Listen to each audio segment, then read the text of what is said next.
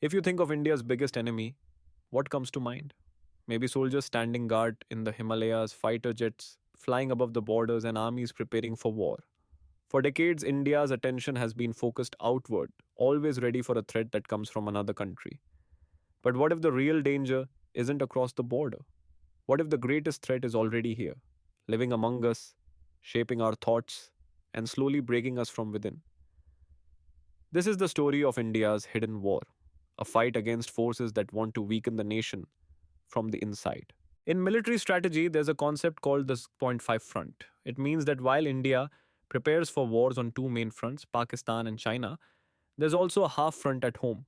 This internal war doesn't use tanks or missiles. It's fought with misinformation, corruption, identity politics, and division. And it's far more dangerous because it destroys a nation quietly, piece by piece. For most of modern history, India's biggest security threats came from outside. We faced wars, cross border terrorism, and constant tension with our neighbors. From Pakistan backed attacks to China's aggression on our borders, our soldiers have always stood strong. India has changed its defense policy, moved to a more proactive approach, and shown that any attack on its people will be met with force. But while our army guards the front lines, another kind of enemy has been growing within.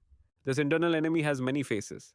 It doesn't wear a uniform, it doesn't march in lines, it hides behind ideologies, technology, and politics. Let's look at three faces of this danger. The first is the fight over identity, who belongs and who doesn't. Illegal immigration and demographic changes in border areas have created real concerns. When migration is uncontrolled, it puts pressure on jobs, resources, and social harmony. These shifts can lead to unrest and conflict, as seen in many regions struggling with ethnic and religious tension. Recognizing this risk, the government has started new programs to secure our borders and study the demographic changes happening across the country. The second phase is digital warfare, the invisible war online. As India moves deeper into the digital world, it faces attacks that come not from bombs, but from data and disinformation. Cyber attacks on critical institutions like hospitals and government systems are becoming common. But the bigger danger is social media manipulation. Fake accounts, propaganda, and false news are used to divide people and fuel hate. This digital Trojan horse turns our phones into weapons, not against other countries, but against each other. The third phase is division through politics. India's diversity is its biggest strength, but it's also being used as a weapon. Political leaders and parties often use religion, caste, and regional identity to gain votes.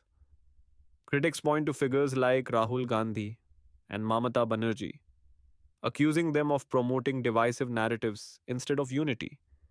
When leaders play politics with people's emotions, they weaken the foundation of the country. Every riot, every protest, every hate filled speech, they all chip away at national harmony. These three threats, demographic stress, digital manipulation, and political division, may look separate, but they are connected. Each one feeds the other. Foreign groups exploit social divisions through online propaganda.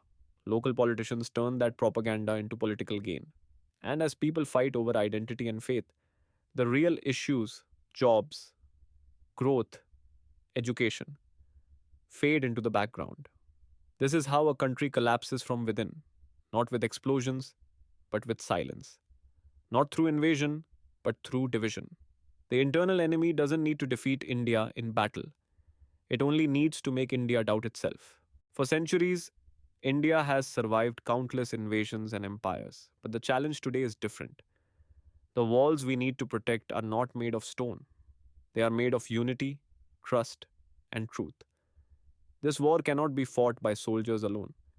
It needs aware citizens, honest leaders, and strong institutions.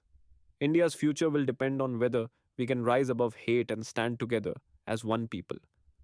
The real war is not at the border, it's in our minds, our screens, and our society. And it's a war we cannot afford to lose because the enemy is already inside.